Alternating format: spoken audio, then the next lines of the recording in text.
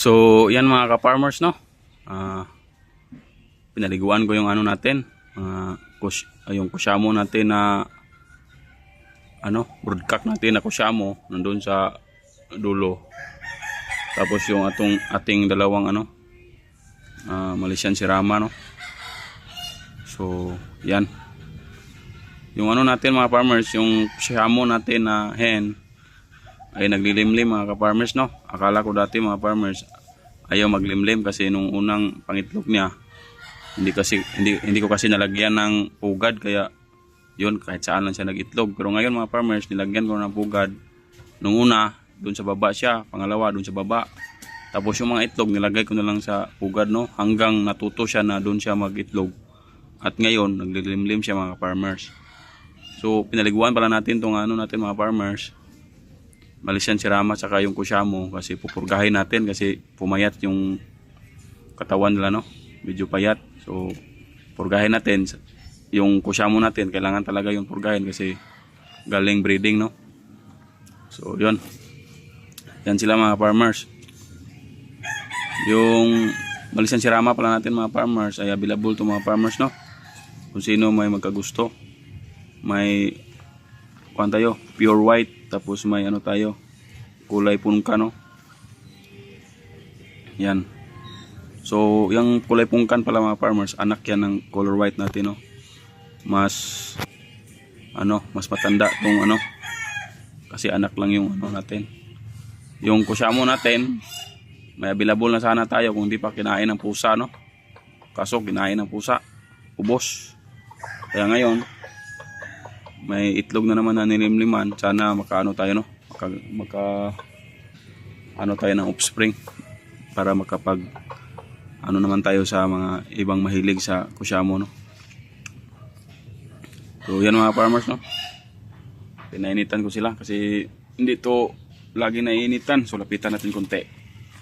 Yan. Ito yung white natin na no? Malaysian Sirama, no? Yan. So mas maliit to sila sa bantam, no? May bantam naman kasi dito sa Bohol. Pag ihambing mo silang dalawa, mas maliit tong Malaysian Sirama kaysa doon sa bantam, no? So ito yung anak niya. So hindi pa masyadong tuyo, no? Yung init kasi pawala-wala, no? Yan. So dito naman tayo sa ating kusyamo. Red pala yung ating kusyamo, no? So nakikita naman ito sa mga vlog natin yung nakaraan, napakita ko na to. Ito yung pupurgahin natin. So red kusyamo, pero dark red siya, hindi talaga red na red, dark red. Papunta sa itim, no? Yan, no? Sana makalabas tayo ng no? All black na kusyamo.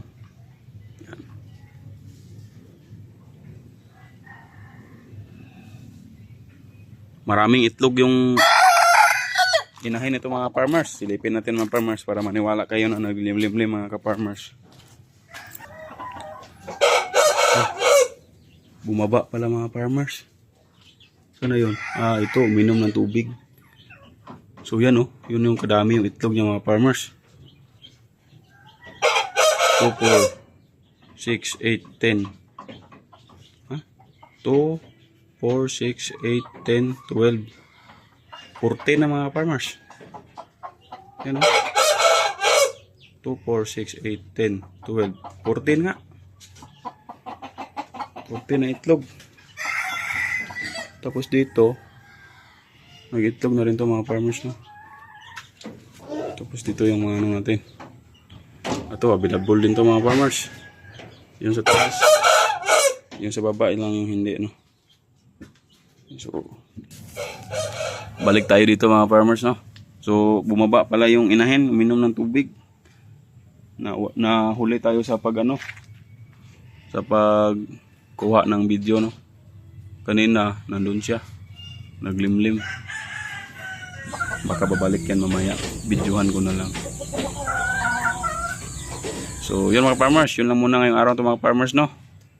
Sa hindi pa nakapag-subscribe, sana mag-subscribe kayo at hit na rin ninyo yung notification bell para lagi kayong updated sa ating mga susunod na video, no? So, yun mga farmers, maraming salamat and God bless mga ka-farmers.